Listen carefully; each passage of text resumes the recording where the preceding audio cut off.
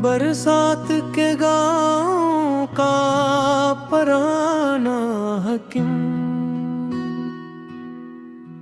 एक छोटा सा गाँव था जो हरे भरे खेतों और नदियों के दरमियान बसा हुआ था। बरसात के दिनों में ये गाँव किसी सब्ज गलीन की तरह लगता, मिट्टी की खुशबू हर तरफ फैल जाती और दूर पहाड़ों से इतरते बादल गाँव को छोकर गुजरते। वहाँ के लोग सादा थे मगर एक दूसरे का बहुत ख्याल रखते थे। असी गाँव के एक पुराने घर में एक हुक्की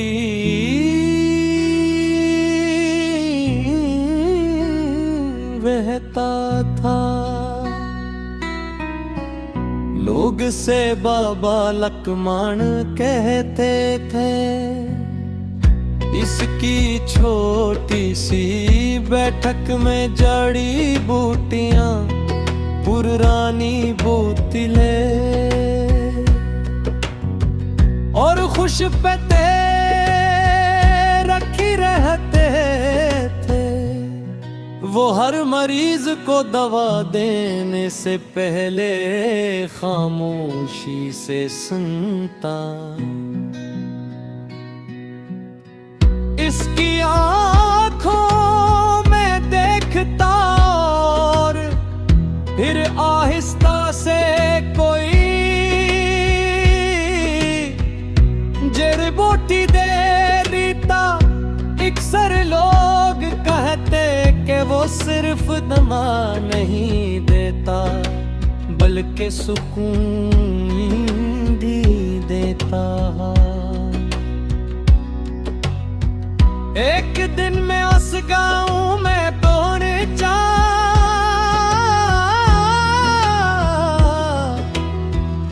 बारिश हो रही थी।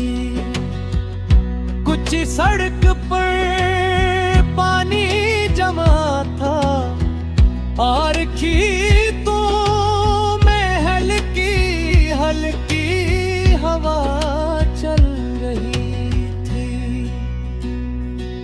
मैं हकीम बाबा के घर पर पहुंचा। वो एक मरीज के लिए दवा पेश रहे थे। मैंने सलाम किया।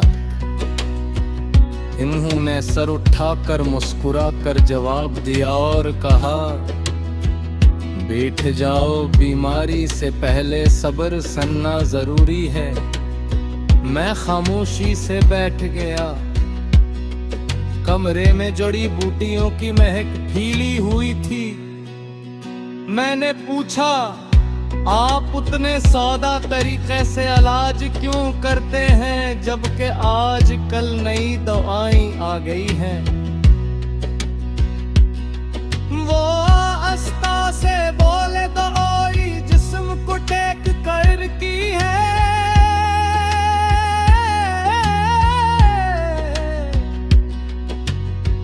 मगर बातें ये जुमले मेरे दिल में उतर गया। असी वक्त ने मोहब्बत अपने बीमार बच्चे को लेकर आई। बच्चा बुखार में तप रहा था। बाबा लगमन ने इसकी नब्ज़ देखी। माथे को छुओ और मुस्कुरा कर कहा,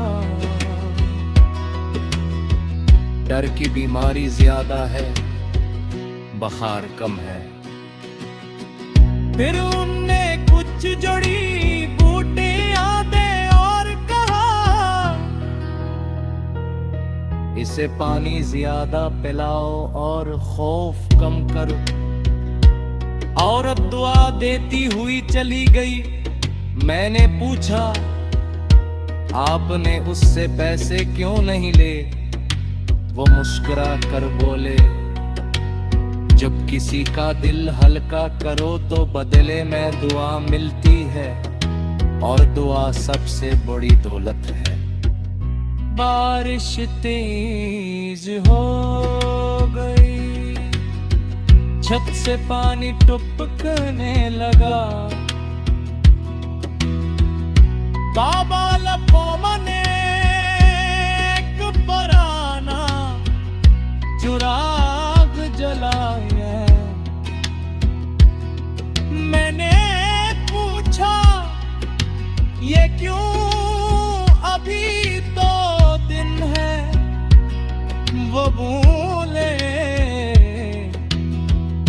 अंधेरा सिर्फ रात में नहीं आता, कभी दिलों में भी उतरता है। ये सुनकर मैं खामोश हो गया। शाम होने लगी, बारिश रुक गई। खिड़की से ठंडी हवा अंदर आ रही थी। मैंने आखिरी सवाल किया, आपने जिंदगी से सबसे बड़ा सबक क्या सीखा?